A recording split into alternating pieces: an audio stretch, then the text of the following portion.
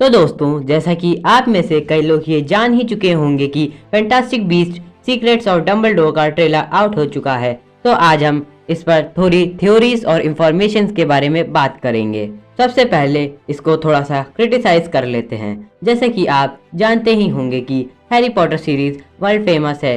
यही ऐसी मूवी है जिसे देखने के बाद हॉलीवुड को लगा था कि कुछ माल बच्चों के लिए भी निकालना चाहिए। ये बेसिकली जेके रोलिंग की 8 नॉवेल्स पर बेस्ड मूवी थी। और भाई साहब, जिन लोगों ने नॉवेल्स पढ़ रखी है वो तो जानते ही होंगे कि जेके रोलिंग का राइटिंग स्टाइल दुनिया में सबसे तगड़ा स्टाइल है। मैं तो आज भी किसी नई मार्वल मूवी से ज्यादा हैरी पॉटर की वही पुरानी मूवीज देखने के लिए एक्साइटेड होता हूँ। भाई बात ही ऐसी है, जब मार्वल की पहली मूवी आयरन मैन निकली थी तब हैरी पॉटर की 6ठी या 7वीं मूवी आउट हो चुकी थी। इसी ने हमारा बचपन फुल ऑफ इमेजिनेशन बनाया। और इसी world famous Harry Potter series में एक कैरेक्टर गैलेट ग्रिंडेलवाल्ड की स्पिन ऑफ सीरीज है फैंटास्टिक बीस्ट सीरीज। ये बेसिकली 5 नॉवेल्स की सीरीज है जिस पर 5 मूवीज ही बनेंगी। इसकी 2 मूवी ऑलरेडी निकल चुकी हैं, जिसकी पहली movie Fantastic Beast and Where to Find Them critically और फाइनेंशियली बहुत ही हिट रही। भाई साहब, जेके रोलिंग की किसी सीरीज की पहली मूवी थी और दूसरी movie Fantastic beast crimes of Grindelwald financially तो सही चली, पर क्रिटिक्स के दिमाग पर जादू नहीं चला पाई, जिसके बाद लोग पूरी फैंटास्टिक बीस्ट सीरीज को ही गरियाने लगे थे। पर जो नई मूवी का ट्रेलर है वो बिल्कुल हैरी पॉटर की वाइब दे रहा है। बट जो चीज मुझे नहीं पसंद आई वो है जॉनी डेप को रिप्लेस करना। मैं ये नहीं कहता कि मुझे मैट्स मिकेल्सन की एक्टिंग पसंद नहीं आई, वो एक बहुत ही अच्छे एकेडमी अवार्ड विनर एक्टर हैं, पर फिर भी मुझे ग्रिंडेलवाल्ड के रोल में जॉनी डेप ही पसंद थे। गैलेट ग्रिंडेलवाल्ड डंबलडोर का मौसेरा भाई है, जो कि बाद में सारे मगलों की जान का दुश्मन हो गया था। वो एक जंग छेड़ना चाहता है विजार्ड्स और मगलों के बीच में, जिसमें केवल तबाही ही होगी। ग्रिंडेलवाल्ड मेनली मौत के तोहफे यानी डेडली हॉलोज को पोजेस करना चाहता है, जिसके बाद उसका कोई बाल भी बाका नहीं कर सकता है। अब समझ में आया कि वोल्डेमॉर्ट की डेडली हॉलोज में दिलचस्पी क्यों नहीं थी, क्योंकि उसके बाल ही नहीं थे। I know, bad joke. आइए ये देख लेते हैं कि इन दोनों मूवी ने इकोनॉमिकली कैसा पैसा छापा। तो सबसे पहले फर्स्ट मूवी की बात करते हैं। इसे 250 से 300 मिलियन डॉलर के बजट पर बनाया गया था, पर इसके मुकाबले इसने रिकॉर्ड 814 मिलियन डॉलर की कमाई की, जो उस साल की रिकॉर्ड सबसे ज्यादा कमाई करने वाली मूवी बनी। इसी के साथ इसने बेस्ट कॉस्ट्यूम डिजाइन के लिए एकेडमी अवार्ड भी जीता। हाँ भाई, ऑस्कर वाला। और लंदन फिल्म फेयर में तो 4 अवार्ड जीते, जिसमें बेस्ट फिल्म प्रोडक्शन का भी अवार्ड था। फैंटास्टिक बीस्ट सीरीज में हमें एक नया विजार्डिंग स्कूल भी दिखने वाला है, वो भी पहली बार। हाँ भाई, पहली बार। मैं जानता हूँ गॉबलेट ऑफ फायर का नाम आपके माइंड में स्ट्राइक किया होगा, लेकिन वहाँ पर ब्यूटी बक्सटन और दूसरे स्कूल के केवल बच्चे ही दिखाए गए थे, स्कूल नहीं दिखाया गया था। जो स्कूल इस सीरीज में दिखने वाला स्कूल है वो है ब्राजील का कैशेला ब्रुक्सो। अब जो लोग नॉवेल्स पढ़ते हैं वो इस स्कूल को अच्छे से जानते हैं। इसी स्कूल के एक बच्चे ने बिली वीजली को एक अजीब सी हैट भिजवाई थी, जिसने उसके कान लंबे कर दिए थे। फैंटास्टिक बीस्ट की कहानी मेनली स्टैंड करती है 1922-1928 के आसपास, जब डंबलडोर और उनका मौसेरा भाई ग्रिंडेलवाल्ड डेडली हॉलोज को कलेक्ट करने की ठानते हैं और एक ब्लड पैक्ट बनाते हैं। अब जो लोग ब्लड पैक्ट के बारे में नहीं जानते उनको बता दे कि ब्लड पैक्ट खून की कसम होती है, जैसे अनब्रेकेबल वॉ, जिसे तोड़ने पे इंसान मर जाता है। अब मुझे ये नहीं पता है कि इसके विरोध करने से एग्जैक्टली क्या होता है, बट जो भी होता है बहुत ही बुरा होता होगा, क्योंकि पूरे विजार्डिंग वर्ल्ड की हिस्ट्री के सबसे महान जादूगर डंबलडोर भी इसके खिलाफ नहीं जा सकते। खैर, जो भी हो, फिर बाद में जब डंबलडोर ग्रिंडेलवाल्ड के गलत इरादे जान जाता है तब उसके खिलाफ हो जाता है, जिसमें वो अपनी बहन को खो देते हैं। अब गैलेट ग्रिंडेलवाल्ड डेडली हॉलोज का यूज करके सारे विजार्डिंग वर्ल्ड को मगलू के खिलाफ करना चाहते हैं, क्योंकि उसे मगलुओं से बहुत नफरत है और वो मगलुओं को कीड़ा समान समझता है।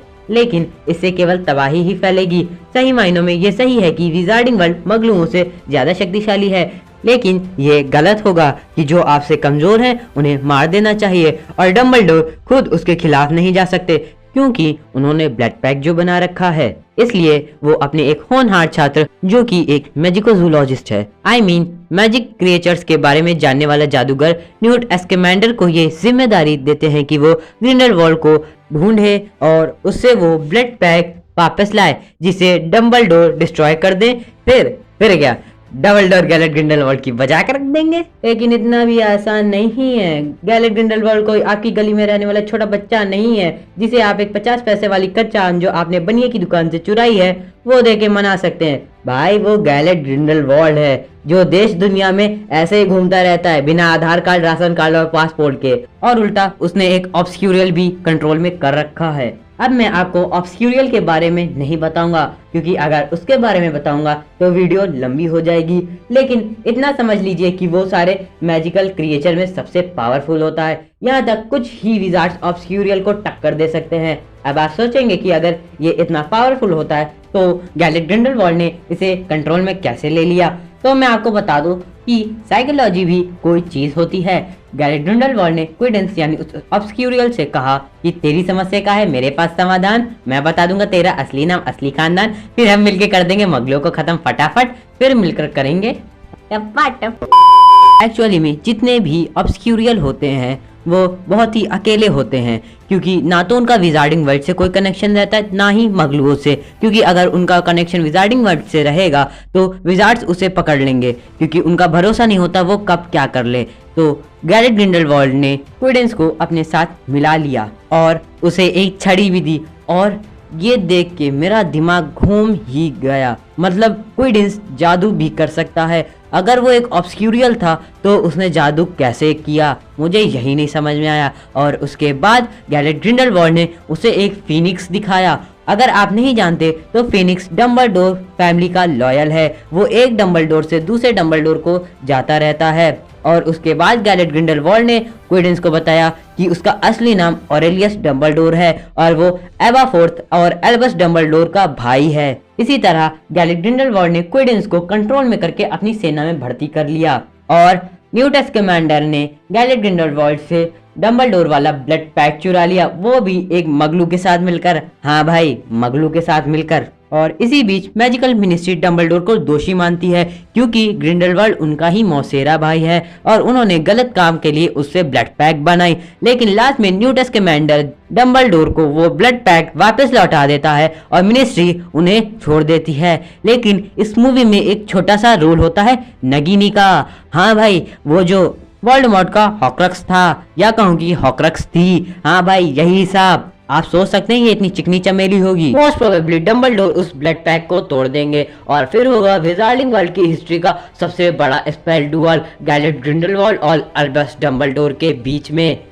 और इसके बाद डंबलडोर ग्रिंडेलवाल्ड को उसकी ही बनाई जेल नॉर्मन गार्ड में कैद कर देंगे। और अब थोड़ी सी बात कर लेते हैं इसकी second movie fantastic beasts and the crimes of Grindelwald. इसे बनाया गया था 200 मिलियन के बजट पे, जिसके मुकाबले इसने 684.9 मिलियन डॉलर की कमाई की और बन गई विजार्डिंग वर्ल्ड की सबसे कम कमाई करने वाली मूवी। और क्रिटिकली भी इसने कोई जादू नहीं चला पाया क्योंकि इसमें बस इतना ही दिखाया गया है कि ग्रिंडेलवाल्ड क्विडेंस को झूठी चीजें बता के अपनी सेना में भर्ती करता है और ये भी बताता है कि वो ऑरेलियस डंबलडोर है, यानी एल्बस डंबलडोर और एबा फोर्थ का भाई। वैसे इस पे अभी भी डिबेट चल रही है कि क्विडेंस ही ऑरेलियस डंबलडोर है कि नहीं, पर मेरा मानना है वो नहीं है। और वीडियो को ज्यादा लंबा ना करते हुए यहीं पर खत्म करते हैं। इसकी अगली मूवी यानी fantastic beasts and the secrets of Dumbledore पर जो थ्योरीज है उनके बारे में हम अगली वीडियो में बात करेंगे। और अगर आप उन्हें मिस नहीं करना चाहते हैं तो नीचे दिए हुए सब्सक्राइब बटन पर क्लिक मारिए और बेल नोटिफिकेशन को ऑल पर सेट कर दीजिए, जिससे आगे आने वाली हमारी सारी वीडियो का अपडेट सबसे पहले आपको मिलेगा। अगर आपको इस वीडियो में देख के कुछ भी अच्छा लगा हो गुरु लोग तो लाइक तो जरूर मार ही दीजिएगा। मिलते हैं अब अगले वीडियो में, तब तक के लिए बाय बाय।